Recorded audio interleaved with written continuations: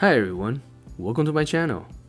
In this video, we'll be talking about the interesting Japanese desert, the Tottori Dunes. Please remember to like and subscribe. Alright, let's get right into it. Fact 1. Naturally formed. Despite what you may think, the Japanese archipelago does have a semi-desert looking like area called the Tottori Sand Dunes. And these sand dunes are actually completely natural.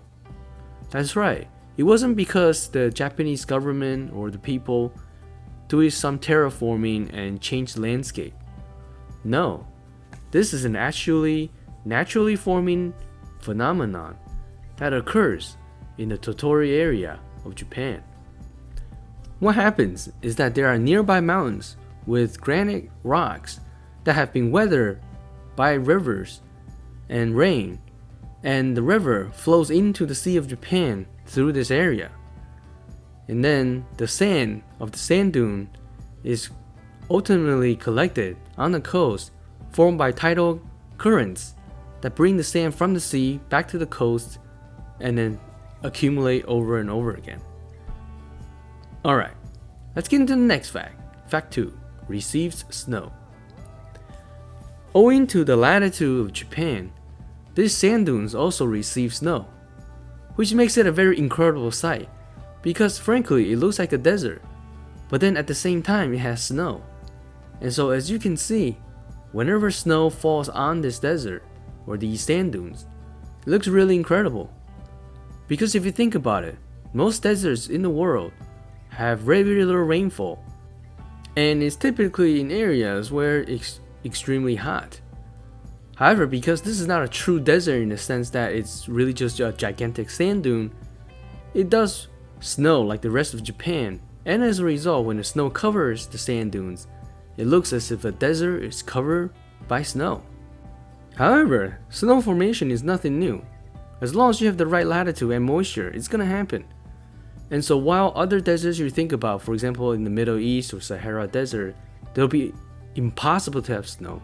Deserts in high latitudes, such as the Gobi Desert, does get occasionally covered by snow and frost, and will look really similar to the Tottori Sand Dunes that we're looking at. Alright, let's get into the next fact. Fact 3. Camel rides. So by now you understand that these pictures show really a sand dune rather than a desert, because frankly the Japanese islands do not really support a desert environment. However, because it's a famous tourist attraction, the Japanese people have imported camels to this area and allowed the people visiting these sand dunes to ride the camels and experience as if they were riding in a desert.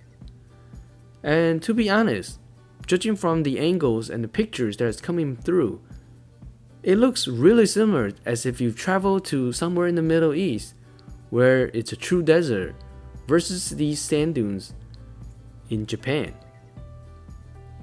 Of course, the camels are really just for the people who live there to make a quick buck from the tourism.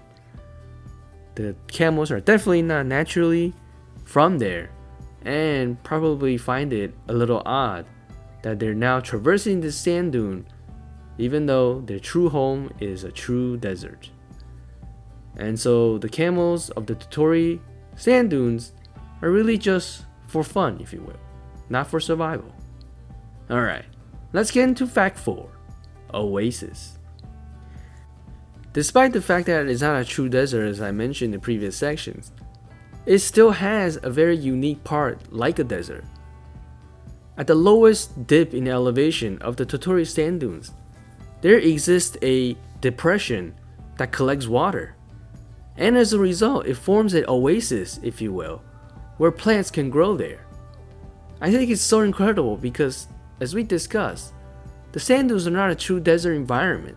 It's simply a whole lot of sand from weathered rocks over the mountains, carried in by currents and then deposited there. But the fact that it also has a small oasis makes it so incredible, and perhaps a way for the Japanese people to experience sand living environments with an oasis in the middle, similar to what happens in the Middle East. I'm really not sure why there have so many similarities between these sand dunes and the true deserts elsewhere in the world. But one thing's for sure, it has its own oasis. Alright, let's get into the next and final fact: human involvement. So these sand dunes are nothing new, and from way back in the Meiji period, the Japanese government and people have attempted to use the sand dunes for various purposes. It has been used for training ground for the military, or they attempted terraforming the area so that they can grow crops or other vegetation and transform it from a sand dune to a more natural looking Japanese area, because the islands of Japan is naturally wooded with a lot of greenery. In fact, there were times when people thought the sand dunes were an eyesore and worked hard to really remove them. However, as we mentioned, it's a naturally forming sand dune, and so no matter how much sand you try to remove or use trees to deposit, it will eventually accumulate again and again. Alright, that's it for my video today. Thank you so much for watching. Please remember to like and subscribe. See you next time.